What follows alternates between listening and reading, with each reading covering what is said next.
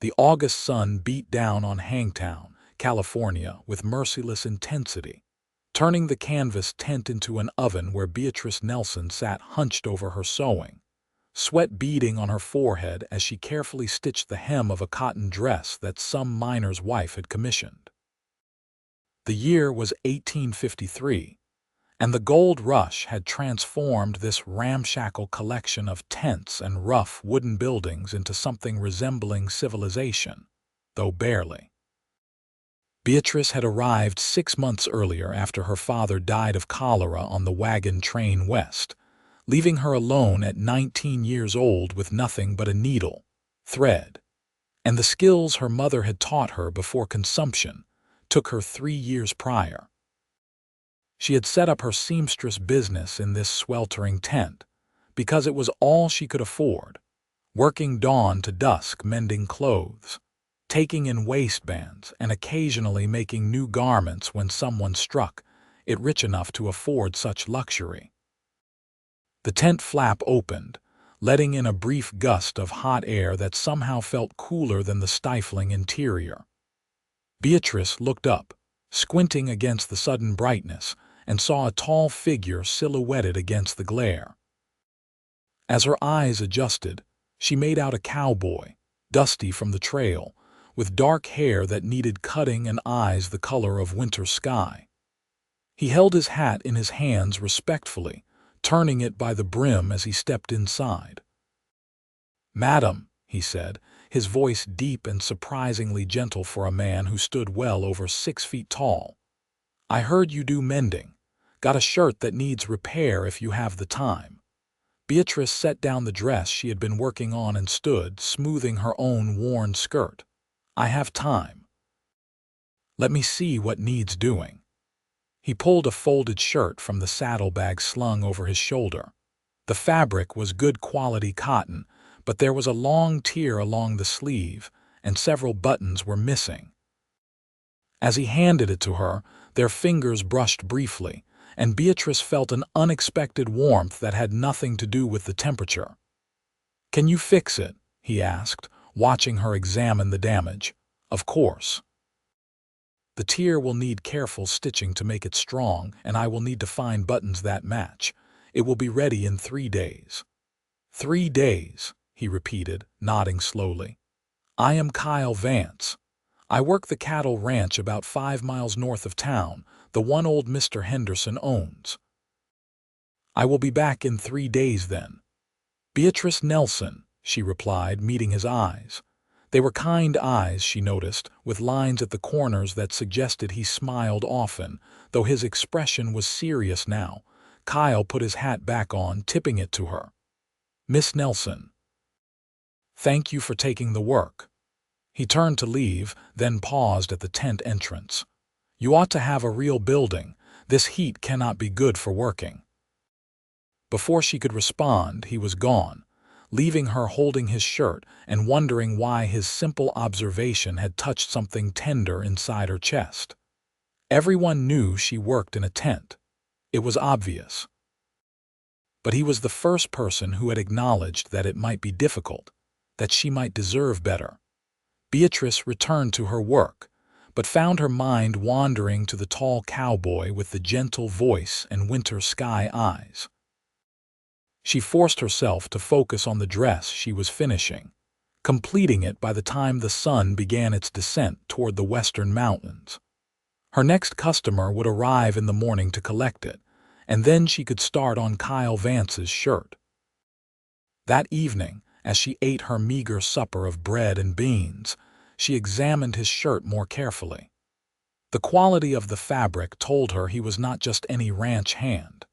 Either he had money saved from before, or he was good enough at his work to afford decent clothes. The tear looked like it had come from barbed wire or perhaps a piece of rough wood. She ran her fingers over the fabric, imagining him wearing it, working under the sun with cattle. She shook her head at herself. This was foolish. Men came to her for sewing all the time.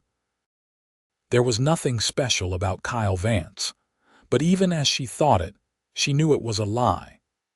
There had been something in the way he looked at her, a recognition of her humanity that most people in Hangtown seemed to have forgotten.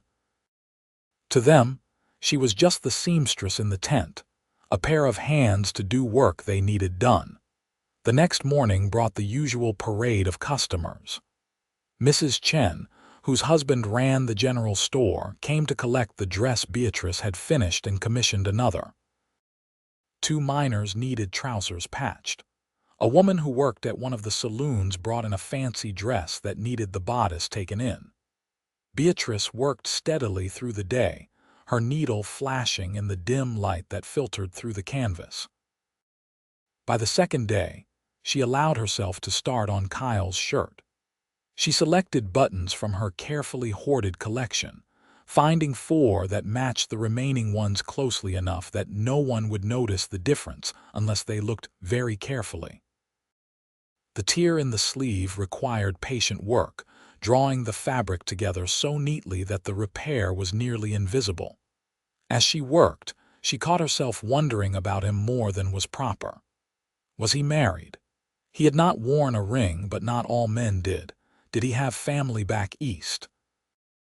What had brought him to California?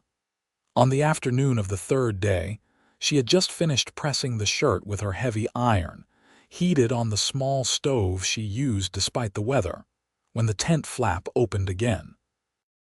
Kyle Vance stood there, looking somehow cleaner than before, his hair damp as though he had recently bathed in the creek. "Miss Nelson," he greeted her, "I hope I am not too early." "Not at all, Mr. Vance. Your shirt is ready." She held it up for his inspection, and he stepped closer to examine her work.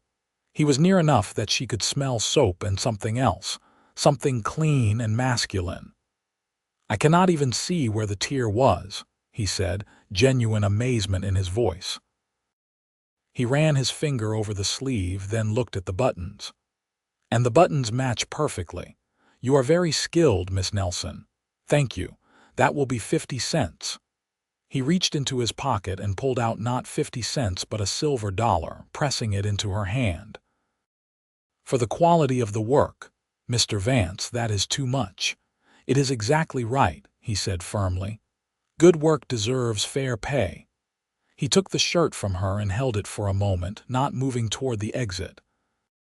"Miss Nelson, would you think me too forward if I asked whether you might take a walk with me this evening when you are finished with your work? There is a spot by the creek where it is cooler, and I thought perhaps you would like to escape this tent for a while." Beatrice's heart beat faster. She knew she should be cautious. She hardly knew this man, but there was something about him that made her want to say yes, something honest and straightforward that she trusted instinctively. "I finish work when the light gets too dim to see my stitching properly. That will be around 7 o'clock. A smile broke across his face, transforming it entirely. "I will be here at 7 then." He left, and Beatrice stood holding the silver dollar, feeling as though something significant had just happened, though she could not quite name what it was. She forced herself to return to her work, but the afternoon seemed to drag endlessly. When customers came, she had to ask them to repeat themselves because her mind was elsewhere. Finally, the sun began its descent, and the light in the tent dimmed enough that she could legitimately stop working. She quickly changed into her better dress, the one she wore on Sundays for church, and brushed out her long brown hair before pinning it up again more neatly. She had just finished when Kyle appeared at exactly 7 o'clock. He offered her his arm, and she took it, feeling the solid strength of him through the fabric of his shirt, the very shirt she had just repaired. They walked through Hangtown's dusty Main Street, past the saloons already getting rowdy for the evening, past the general store and the assayer's office.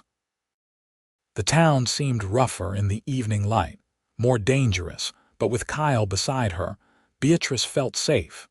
The creek was indeed cooler, shaded by cottonwood trees that rustled in the slight breeze.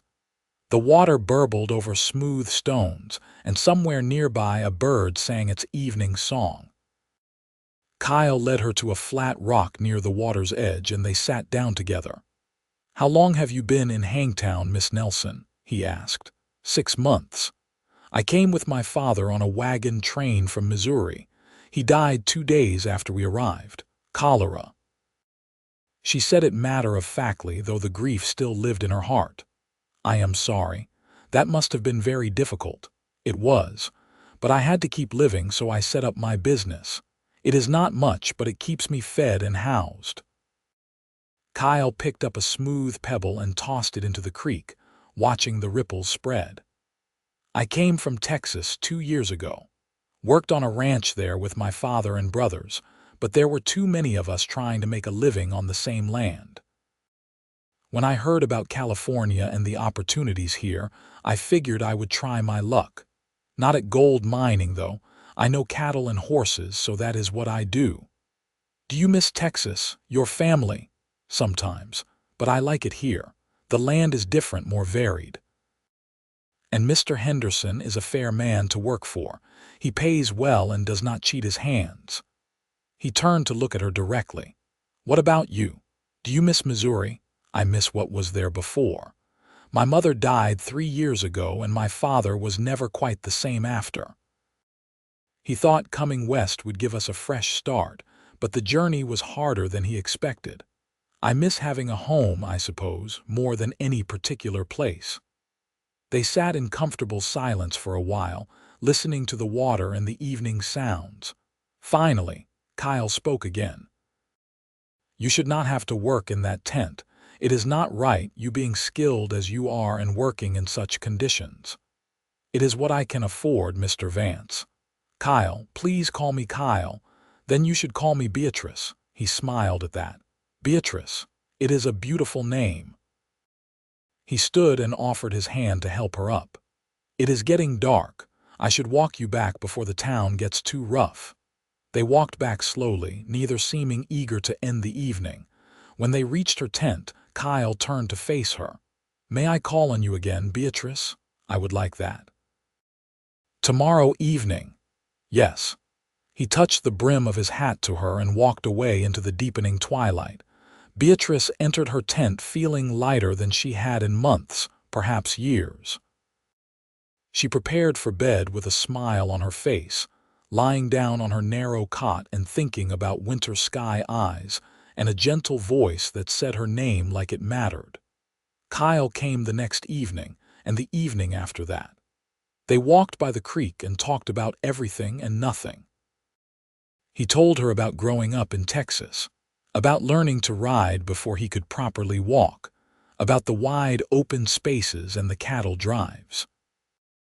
She told him about her childhood in Missouri, about learning to sew from her mother, about the quiet satisfaction of taking fabric and thread and creating something useful and beautiful. On the fourth evening, as they sat by the creek watching the sunset paint the sky in shades of orange and pink, Kyle took her hand. It was the first time he had touched her beyond offering his arm, and Beatrice felt her breath catch. His hand was rough with calluses but gentle, his fingers intertwining with hers carefully. "Beatrice," he said, his voice serious, "I know we have not known each other long, but I need to tell you what I am thinking. From the first moment I saw you in that tent, working in that heat without complaint, I felt something I have never felt before. You are brave and skilled and beautiful, and I find myself thinking about you all the time. I want to court you properly if you will let me." Beatrice's heart swelled. "Yes," she whispered. "Yes, Kyle." He lifted her hand to his lips and kissed it gently. "I will do right by you, Beatrice. I promise you that." As summer turned toward fall, Kyle's courtship was steady and true. He came to see her every evening after his work at the ranch was done, sometimes bringing her small gifts, a ribbon for her hair, a piece of fruit from the ranch's orchard, once a book of poetry he had saved up to buy. They talked and walked and gradually, carefully, fell deeper in love. One evening in late September, Kyle arrived at the tent looking unusually excited. "Come walk with me," he said. "I have something to show you." He led her not toward the creek, but in a different direction, to the edge of town where new buildings were slowly being constructed as Hangtown grew.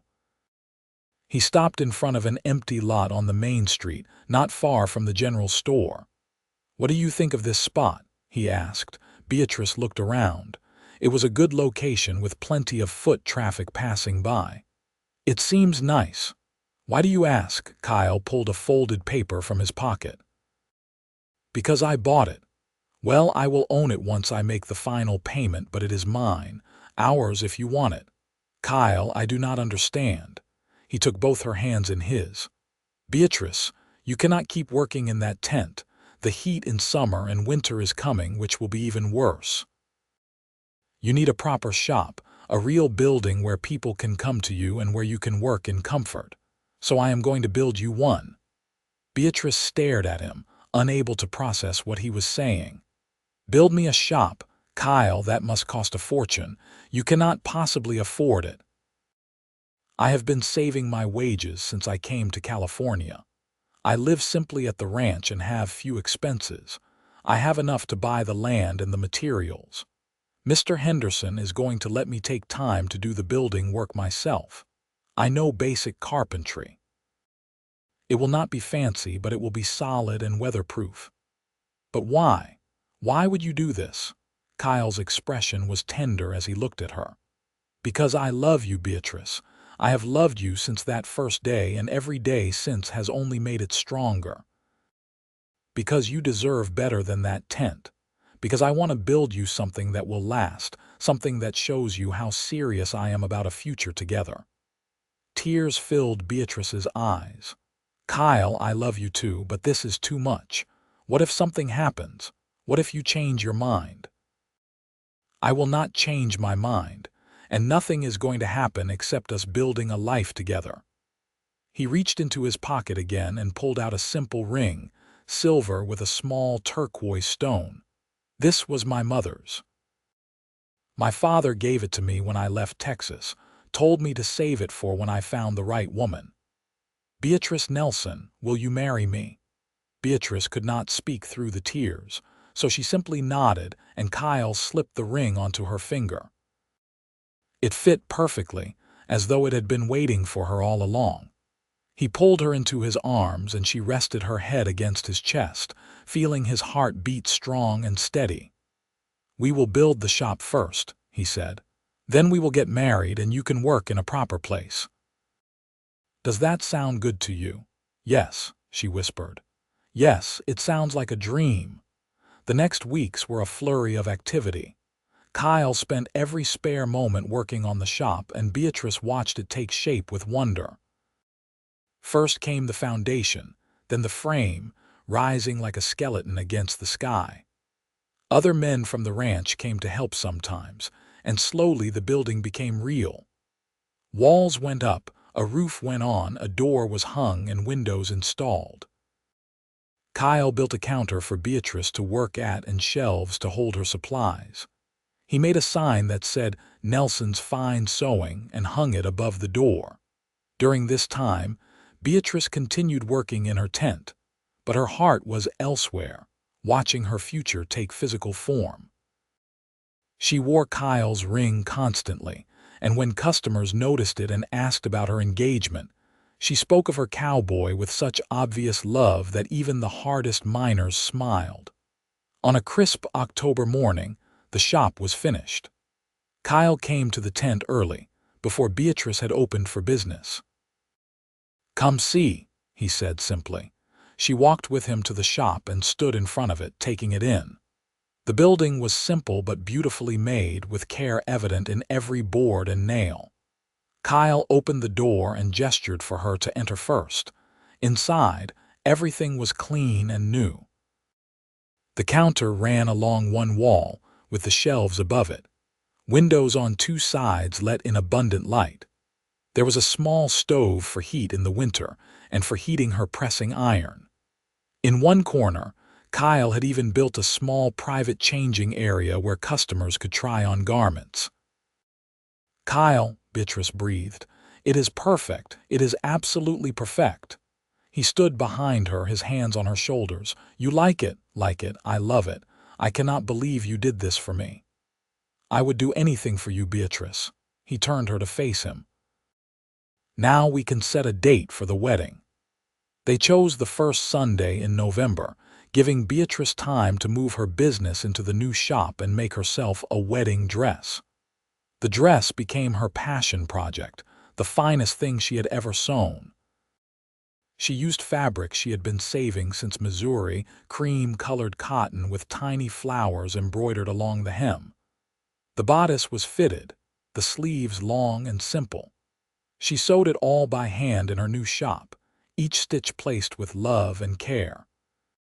Word spread through Hangtown about the cowboy who had built his girl a shop, and the romance of it captured the town's imagination. People came by to see the building and to congratulate Beatrice. Business increased as more customers sought out the seamstress whose cowboy loved her so much. Mrs. Chen brought fabric and asked Beatrice to make her a new dress for the wedding. The woman from the saloon did the same. Even some of the miners, men who had barely spoken to Beatrice before, stopped by to tip their hats and wish her well. The Saturday before the wedding, Beatrice closed the shop early to pack up the last of her belongings from the tent. Kyle came to help, and together they carried her few possessions to a small house on the ranch where Mr. Henderson had agreed they could live. The house was modest, just 3 rooms, but it was weatherproof and came with the job. Kyle had been fixing it up for weeks, repairing the roof and the shutters, whitewashing the walls inside. "After we are married, you can make it however you like," he told her as they set down her trunk in what would be their bedroom. "Curtains, whatever you want. Your money from the shop will be yours to save or spend as you choose." Beatrice looked at him in surprise. "You would let me keep my earnings, of course. You earn them with your work. Why would I take them?" He looked genuinely confused, and Beatrice realized again how lucky she was to have found this man. Sunday dawned clear and cool, perfect November weather. The wedding was to be held in the small church at the edge of town, and it seemed like half of Hangtown showed up to watch. Beatrice wore her cream dress and carried a small bouquet of late-blooming wildflowers that Kyle had picked himself that morning. He stood at the front of the church, wearing a new shirt Beatrice had made him, dark blue that brought out his eyes, and the expression on his face when he saw her walking down the aisle made her knees weak. The ceremony was simple, the words traditional, but when Kyle slipped a gold band onto her finger, joining his mother's ring, Beatrice felt the weight of forever settle around her heart in the best possible way. When the minister told Kyle he could kiss his bride, he did so sweetly, gently, with a tenderness that made the watching crowd sigh.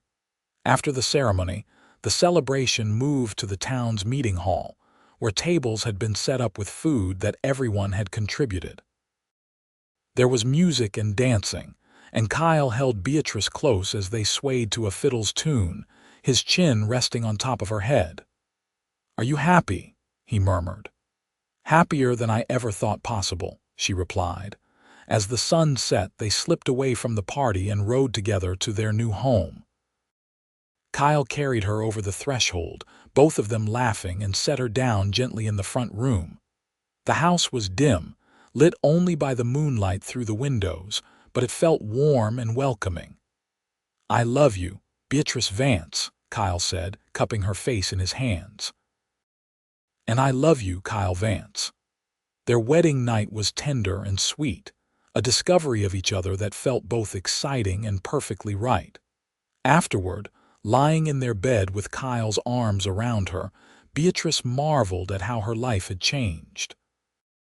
6 months ago, she had been alone and afraid, working in a sweltering tent with no idea what her future held.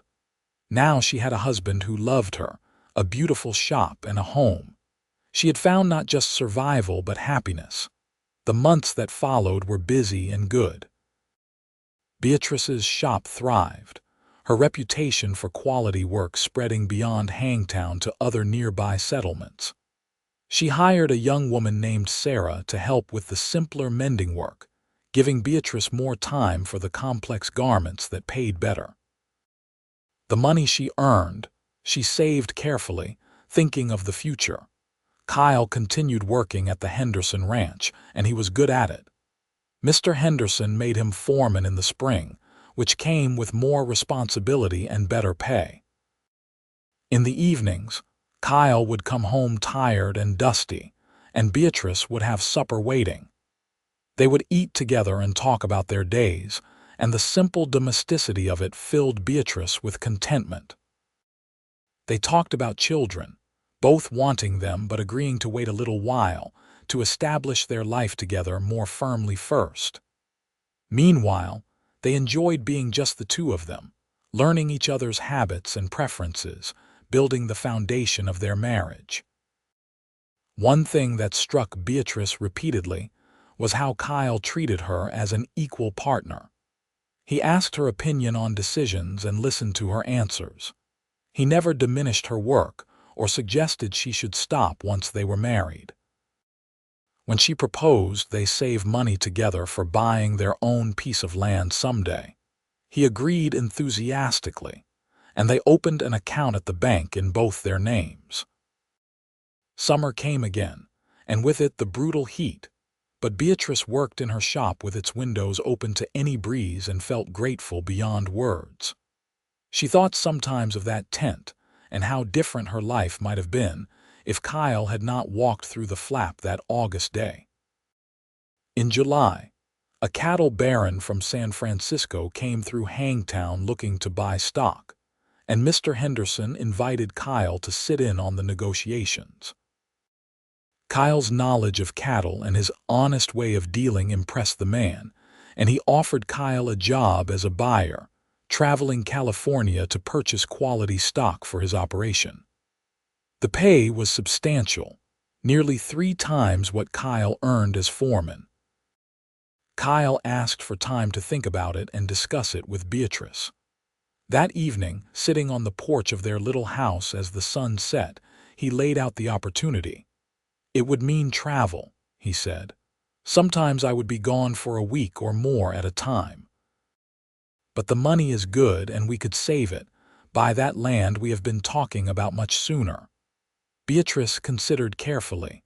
The thought of Kyle being gone for long stretches troubled her, but she also knew opportunities like this were rare. "What do you want to do?" she asked. "I want what is best for us. I hate the thought of leaving you, but I also want to give you everything you deserve. We could have a real ranch of our own, not just a house on someone else's land." "Then take it," Beatrice said. "I will miss you terribly when you are gone, but I have my shop to keep me busy. And when you come home, it will be all the sweeter." So Kyle took the job. His first trip was in August, and Beatrice kept herself busy at the shop, but the nights were lonely in their house without him. She understood for the first time how much his presence had become essential to her happiness. When he returned after 10 days, dusty and tired, she ran into his arms and held him tight. "Never again," he said into her hair. "I am not taking another trip that long. I will tell them a week is my maximum." They compromised on that. Kyle traveled for his new job, but rarely for more than 5 days at a stretch. The pay was indeed excellent, and their savings grew steadily. Beatrice's shop continued to prosper, and she was able to contribute equally to their savings. By the following spring, 2 years after they had married, they had enough money to buy land. They found a beautiful property about 3 miles from town, with a creek running through it and good grazing land. There was an old cabin on the property that needed work, but the bones of it were sound. They bought it and immediately began planning. Kyle would continue his buying trips while also starting to build their ranch. Beatrice would keep the shop in town, but eventually hoped to move it to their property once they had built a proper house. As they worked toward their dream, Beatrice realized she had not had her monthly courses in some time. She waited another few weeks to be certain before telling Kyle. One evening, after supper, she took his hand and placed it on her still flat stomach. "We are going to have a baby," she said. Kyle's face transformed, joy flooding across it. He pulled her into his arms carefully as if she had suddenly become fragile. "Are you certain?" "Yes. I will see the doctor tomorrow to confirm, but yes, I am certain." He held her close and she felt him trembling. When he pulled back, there were tears in his eyes. "A baby. Beatrice, we are going to have a baby." The pregnancy progressed smoothly. Beatrice continued working at the shop, with Sarah taking on more of the workload as Beatrice grew larger. Kyle was protective, wanting her to rest more, but Beatrice assured him she felt fine. Better than fine, actually. She felt full of life and purpose. They continued working on their land when Kyle was not traveling. By summer, they had the beginnings of a herd, cattle Kyle had been able to purchase at good prices through his work connections. They had repaired the cabin to the point where it was livable, and they made plans to move out of the ranch house before the baby came. In October, on a crisp afternoon much like the day Kyle had proposed, Beatrice felt the first pains. Kyle was home, thankfully, not away on a buying trip. He rode into town for the doctor while Mrs. Chen stayed with Beatrice. The labor was long and hard, but by dawn, Beatrice held her son in her arms, a perfect baby boy with dark hair like his father and tiny fingers that gripped hers with surprising strength. Kyle sat beside her on the bed, staring at his son with wonder. "He is beautiful," he whispered. "What should we name him?" "I was thinking James, after my father," Beatrice said. "James Vance." "James," Kyle repeated, testing the name. "It is perfect." The early weeks of parenthood were exhausting but joyful. James was a good baby, healthy and strong. Sarah managed the shop with Beatrice's guidance, allowing Beatrice to stay home and recover. Kyle doted on his son, holding him whenever he could, talking to him about cattle and horses and all the things they would do together when James was older. When James was 3 months old, Beatrice felt ready to return to the shop part-time. She brought the baby with her, setting up a cradle in the corner where she could watch him while she worked. Customers loved seeing the baby, and business remained strong. Kyle continued his buying trips, but he never missed important moments. He was home for James's first smile, his first time rolling over, his first tooth. When James was 8 months old, Kyle came home from a trip with exciting news. "The cattle baron is retiring," he said. "He wants to sell his operation. Beatrice, it is enormous, more than we could ever afford, but he is willing to break it up and sell pieces. The piece he has offered me is substantial. Good land, a solid house, and it comes with an established herd. With what we have saved and what we could get for our current land, we could afford it." They discussed it at length. The property was further from town, which would make running the shop more difficult, but it was an incredible opportunity and they both knew it. Finally, Beatrice made a decision. "I will sell the shop," she said. "I can sew from home, take special commissions. Sarah can take over the shop if she wants it, or we can sell it to someone else. But let us do this, Kyle. Let us build the ranch we have dreamed about." It took months to arrange everything, but by the time James turned 1, they owned a proper ranch. The house was beautiful, 2 stories with 6 rooms, more space than they knew what to do with. There was a barn and outbuildings, and the land stretched further than Beatrice could walk in a day. Kyle hired 2 hands to help with the work, and together they began building the ranch into something special. Beatrice did indeed continue sewing from home and found she preferred it. She could take the commissions that interested her, working at her own pace while caring for James. She still made all of Kyle's shirts, and sometimes when he was wearing one, she would think back to that first shirt she had repaired. the one that had brought him into her life. 2 years later, their daughter Rose was born, a beautiful baby with Beatrice's brown hair and Kyle's blue eyes. James adored his little sister, always wanting to help care for her. The house that had seemed too large suddenly felt just right, filled with the noise and chaos of family. One evening, when Rose was 6 months old and James was 3, Beatrice and Kyle sat on their porch watching the sunset paint the sky while the children played on a blanket nearby. Kyle reached over and took Beatrice's hand, his thumb rubbing over the rings she wore, his mother's turquoise ring and the gold wedding band. "You ever think about how different things might have been?" he asked. "What do you mean?" "If I had not needed that shirt repaired. If I had gone to someone else or mended it myself, we might never have met." Beatrice squeezed his hand. "I do think about it sometimes. I think about that tent and how lost I felt, and then you walked in and everything changed." "I knew that day," Kyle said. "The moment I saw you, working so hard in that heat, not complaining, just doing what needed to be done, I knew you were special. I knew I wanted to know you better." "And you built me a shop," Beatrice said, smiling. "The most romantic thing anyone has ever done. I wanted to give you something solid, something real, something that showed you I was serious about us. And I gave you this ring," Beatrice said, touching the gold band on his finger, "so everyone would know you were mine." Kyle lifted her hand to his lips and kissed it. "Always yours." From that first day until forever. They sat in comfortable silence, watching their children, watching the sunset.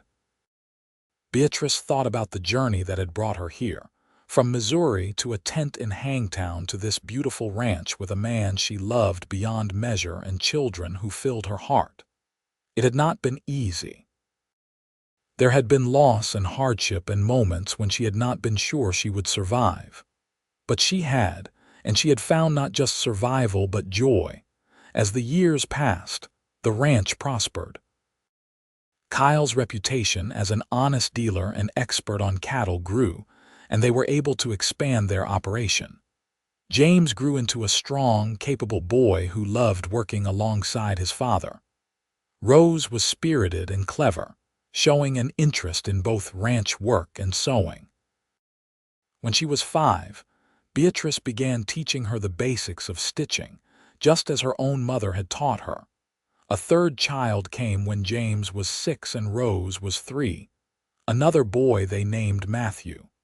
He was quieter than his siblings but had a gentle soul that reminded Beatrice of Kyle.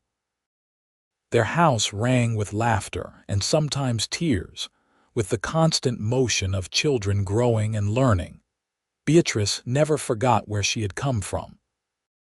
She made sure to help other women who arrived in California alone and struggling, sometimes hiring them to help with household work, sometimes commissioning sewing from them, always paying fairly. Kyle supported these efforts, understanding that generosity created its own kind of wealth. They donated money to build a proper schoolhouse in Hangtown so their children and others would have access to education. Kyle served on the town council, using his position to advocate for fair treatment of everyone, regardless of their background. Beatrice joined the church's charitable society, organizing efforts to help families in need. When James turned 12, he began accompanying Kyle on shorter buying trips, learning the business. He was a natural, with his father's eye for quality stock and his mother's practical intelligence. Rose, at 9, declared her intention to run a shop when she was older, but not just sewing. She wanted to sell fabrics and patterns and ready-made clothes. Beatrice and Kyle encouraged her ambitions, knowing the world was changing and women had more opportunities than before. Matthew, at 6, had not yet decided what he wanted to do, content for now to help his mother in the house and play with the ranch dogs. He had a talent for gentling horses, able to approach even the most skittish animals and win their trust. One spring day, when Beatrice was 32 and Kyle 35, they took a rare day away from the ranch and the children, leaving the three in the capable hands of their foreman's wife. They rode to the spot where their original land had been, the property they had sold to help buy the ranch. The cabin was gone now, torn down by the new owners, but the creek still ran through the property. They dismounted and walked to the water's edge, hand in hand. The cottonwood trees had grown taller, their leaves rustling in the breeze. Birds sang in the branches, and somewhere nearby a frog croaked. "You remember the first time we came here?" Kyle asked. "When I told you I had bought the land and was going to build you a shop?" "Of course I remember. I thought you were crazy. I could not believe you would do something so extravagant for someone you barely knew." "I knew enough. I knew you were strong and brave and deserving of good things. I knew I wanted to spend my life making sure you had them." Beatrice turned to face him, reaching up to touch his face. There was some gray in his hair now, lines around his eyes deeper than they had been. But he was still the same man who had walked into her tent 14 years earlier, still had the same gentle voice and kind eyes. "You have given me more than I ever dreamed possible," she said. "A home, a family, a life full of love and purpose. I was so lost when we met, Kyle.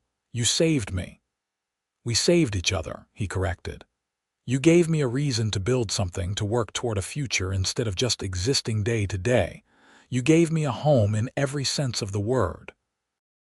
He kissed her there by the creek, and it was as sweet and full of promise as their first kiss had been. When they pulled apart, Beatrice saw tears in Kyle's eyes. "What is it?" she asked, concerned. "I am just happy," he said. "Sometimes I get overwhelmed by how happy I am. How lucky I am to have you, to have our children, to have this life. I do not ever want to take it for granted." "Then we will not," Beatrice said firmly. "We will appreciate every day and every moment. We will teach our children to do the same. And when we are old and gray, we will sit on our porch and remember all of this, grateful for every bit of it." They stayed by the creek for a while longer, talking about their plans for the ranch, for their children, for the future. When they finally rode home, the sun was beginning to set, painting the sky in those familiar shades of orange and pink. The children ran out to meet them, James and Rose calling out questions about where they had been, Matthew wrapping his arms around Beatrice's legs as soon as she dismounted. Kyle lifted him up, tossing him slightly in the air and catching him, making Matthew shriek with delight. Inside, the house smelled of the stew their housekeeper had made for supper. They gathered around the large table Kyle had built himself, and Beatrice looked at the faces of her family, her heart so full she thought it might burst. James was telling a story about something that had happened at school, his hands gesturing wildly. Rose was listening intently, occasionally interjecting her own commentary. Matthew was focused on his food, but every so often he would look up at Kyle or Beatrice and smile. After supper, after the children were in bed, Beatrice and Kyle sat in their bedroom, getting ready to sleep. Kyle was at the dresser, removing his pocket watch and setting it down carefully. Beatrice watched him from the bed, seeing him catch sight of his reflection in the mirror. He touched the gold band on his finger, the one she had placed there on their wedding day, and smiled. "What are you thinking about?" Beatrice asked, just remembering. "How you slipped this ring on my finger in the church, how your hands were trembling slightly, how happy I was in that moment." "I still am," Beatrice said. "Happy, I mean, every single day."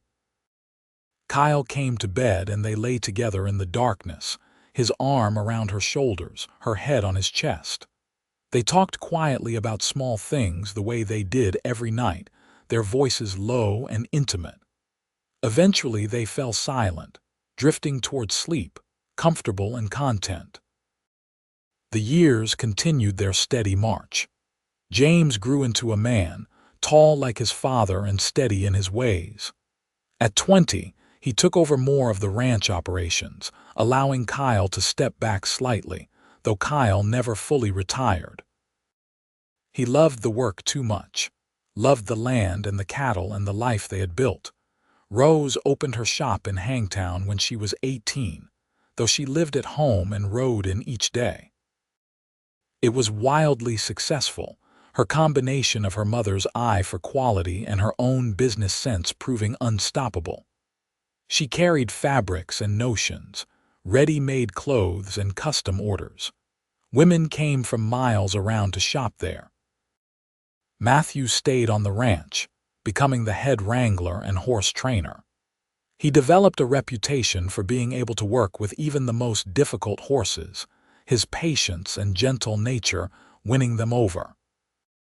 He was 20 when he married a quiet girl named Emma from town, and they built a house on ranch land, starting their own family. By the time Beatrice and Kyle reached their late 40s, they were grandparents 3 times over. James had married and had 2 children, a boy and a girl. Matthew and Emma had a son. The ranch house was often full of extended family, especially on Sundays when everyone gathered for dinner. Rose remained unmarried, declaring she was too busy with her shop to worry about men, though Beatrice suspected there was more to the story. She had noticed how the new doctor in town looked at Rose, and how Rose's cheeks colored when he came into the shop. But Beatrice said nothing, knowing Rose would find her own path in her own time. One evening, as Beatrice and Kyle sat on their porch watching their grandchildren play in the yard, Rose rode up on her horse. She dismounted and came to sit with them, something in her expression making Beatrice pay attention. "Mother, father, I need to tell you something," Rose said. "What is it, darling?" Beatrice asked. "Dr. Harrison has asked me to marry him, and I have said yes." Kyle sat up straighter. "The new doctor, the one from Boston."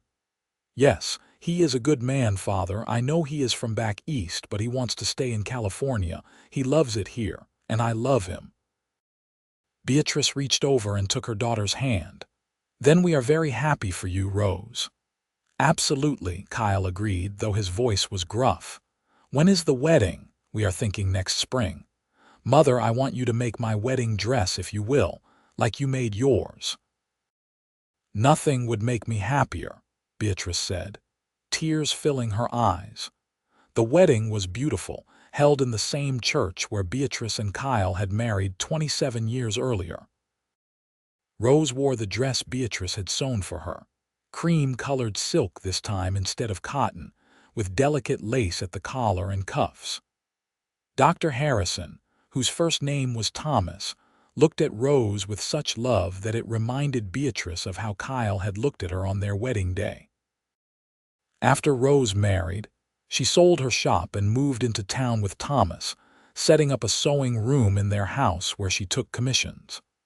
Thomas's practice thrived, and he became known as an excellent doctor, dedicated to his patients regardless of their ability to pay. Life settled into a new rhythm. Beatrice and Kyle were still healthy and active, still involved in running the ranch, though James handled most of the day-to-day operations now. They traveled occasionally, taking a trip to San Francisco one year, to Texas to visit Kyle's family another year. But they were always happy to return home, to the ranch and the land they loved. When Beatrice turned 50, Kyle organized a surprise party for her. The house was filled with family and friends, people from town and from neighboring ranches. Mrs. Chen was there, elderly now but still sharp. Sarah, who had indeed taken over Beatrice's original shop, came with her husband and children. The ranch hands, some who had been with them for decades, raised glasses in tribute. Kyle made a toast, standing with his arm around Beatrice. "To my wife," he said, his voice carrying through the room, "who came to California alone and afraid and built a life through her own strength and skill. Who gave me the greatest gift of her love, her partnership, her faith in me. Who is the best mother our children could have asked for, and the most wonderful grandmother, who still makes every day brighter just by being in it.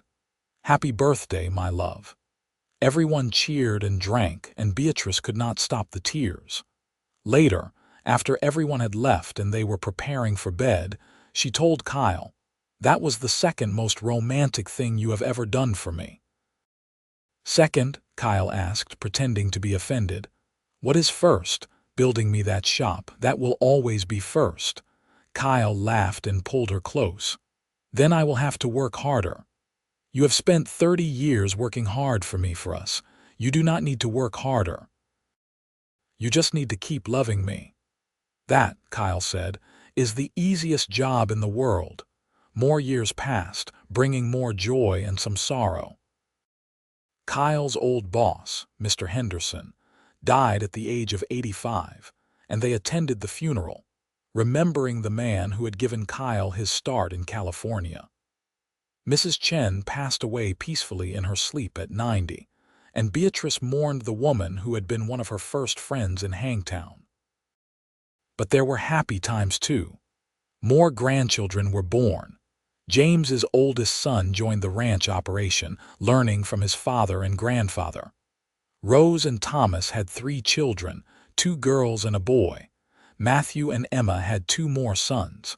The family grew and flourished. When Beatrice was 58 and Kyle 61, they decided to take a trip, just the 2 of them, to see the ocean. Neither had been to the coast, though they had lived in California for decades. They traveled by train to San Francisco and then took a carriage to the beaches. Standing on the sand with the waves crashing before them and Kyle's hand in hers, Beatrice felt overwhelmed by the beauty and power of it. "It is magnificent," she said. "It is," Kyle agreed, "but not as beautiful as you," she laughed. "Kyle Vance, after all these years, you are still a romantic. Always when it comes to you." They stayed at the coast for a week, walking on the beach every day, eating fresh fish, watching the sunset over the water. On their last evening there, as they stood on the sand one final time, Kyle said, "I have been thinking about my mother's ring." Beatrice looked down at her hand, at the turquoise ring she had worn for over 30 years. "What about it? I think it should go to Rose, for her oldest daughter when she is old enough to understand its meaning." "That is a lovely idea," Beatrice said, "but not yet. I am not ready to part with it yet." "No, not yet, but someday. The ring brought me to you and it should stay in the family, bringing luck and love to the next generation." When they returned home, they were met by their children and grandchildren, everyone eager to hear about their trip. The house was noisy and chaotic, and Beatrice loved every minute of it. This was what she had been working toward all those years ago in that tent, though she had not known it at the time. Not just survival, but this abundance of love and family and belonging. The seasons turned, summer to fall to winter to spring and back again. Beatrice and Kyle moved more slowly now, their hair fully gray, their movements not as quick as they once were. But they were still healthy, still active in their lives. Kyle still rode out with the hand sometimes, though not as far or as long. Beatrice still sewed, though mostly small projects now, items for her grandchildren or the occasional special commission. They celebrated their 40th wedding anniversary surrounded by family. James was 39 now, a man in his prime. Rose was 36, happily married with her children mostly grown. Matthew was 33, settled and content in his life. There were 11 grandchildren in all, ranging from 20 to 2 years old. At the celebration dinner, Kyle stood to speak. His voice was not as strong as it once had been, but it still carried. 40 years ago, I married the most wonderful woman in the world. I knew it then, and every day since has proved it true. Beatrice, you have been my partner, my love, my best friend. You have given me a life richer than I ever imagined possible. Thank you for saying yes all those years ago, for believing in me, for building this family and this legacy with me." He pulled a small box from his pocket and handed it to her. Inside was a pendant on a gold chain, a piece of turquoise that matched the ring she wore. "So you can have a little piece of that ring always close to your heart," he said. Beatrice could not speak through her tears, but she did not need to. Everyone in the room could see what she felt, the love that had only deepened and strengthened over 4 decades. That night, lying in bed, Beatrice thought about the journey of their life together. From a sweltering tent to this beautiful ranch, from 2 lonely people to the center of a large and loving family. It had not been without challenges. There had been lean years and losses, difficulties and disappointments. But through it all, they had faced everything together, and that had made all the difference. "Kyle," she whispered into the darkness. "Yes, love, thank you for everything. For seeing me when I was invisible to everyone else, for building me that shop, for loving me so completely." "It was never a question, Beatrice. Loving you has been the easiest, most natural thing I have ever done. Like breathing." They drifted to sleep holding hands as they had done for 40 years. More years passed. They celebrated Kyle's 65th birthday, then Beatrice's 62nd. They watched their eldest grandchild marry and welcomed their first great-grandchild into the world. The cycle continued, life renewing itself in the next generation. One spring morning, when Beatrice was 65 and Kyle 68, he did not wake up. He had gone peacefully in his sleep, his hand still clasping Beatrice's. The doctor said his heart had simply stopped, that he had felt no pain. Beatrice sat beside his body for a long time, holding his hand, not wanting to let go. When James finally came in and gently told her they needed to make arrangements, she nodded but did not move. She needed these last few moments with the man who had been her entire world for over 40 years. The funeral was enormous. People came from all over California to pay their respects to Kyle Vance, the honest rancher and cattle buyer, the good man who had helped so many people over the years. But for Beatrice, it was not about his public life. It was about the private moments, the quiet evenings on the porch, the way he had held her when she was sad, the laughter they had shared, the life they had built together. She stood at his grave after everyone else had left, and she touched the gold band on her finger. "You once told me this ring meant I was yours," she said aloud. "But it meant you were mine too, and you always will be, Kyle, always." The grief was sharp and deep, but Beatrice did not let it consume her. She had too much to live for, too many people depending on her. She threw herself into helping with the ranch, into spending time with her grandchildren and great-grandchildren, into her sewing. On hard days, she would touch the turquoise pendant Kyle had given her and find strength. One afternoon, about 6 months after Kyle's death, Beatrice was in town and found herself drawn to the spot where her shop had been. The building was still there, though it had changed hands several times over the years. She stood across the street, remembering. A young man exited the building, nearly bumping into her. "Excuse me, madam," he said. Then he looked at her more closely. "Mrs. Vance, is that you?" Beatrice recognized him as the grandson of one of Kyle's old friends. "Yes, hello, Thomas. Were you looking at the building?" "It is for sale, you know. The last business failed. I was just remembering. My husband built that shop for me a long time ago before we were married." Thomas looked at the building with new interest. "That was your shop. I have heard the story about the cowboy who built his girl a shop. I did not realize you were her." "I was, a lifetime ago." She walked home thinking about that building, about what it had represented. Kyle's love made manifest in wood and nails, proof that someone saw her value and wanted to give her the tools to succeed. That evening at dinner with James and his family, she said, "I want to buy the old shop building." James looked surprised. Mother, why? Because it means something. Your father built it for me, and I do not want it to just sit empty or be torn down. I want to buy it and turn it into something that honors him. What would you do with it? Beatrice had been thinking about this all afternoon. I would like to create a place where women who are struggling can learn skills, sewing, bookkeeping, whatever would help them support themselves. A place that gives them opportunities, the way your father gave me an opportunity all those years ago. James smiled. I think that is a wonderful idea, Mother, and I think Father would have loved it. Let me help you with the purchase. Over the next months, Beatrice worked to make her vision real.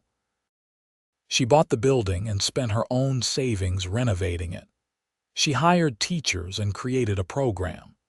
Women could come for free lessons, and if they could not afford fabric to practice with, that was provided too.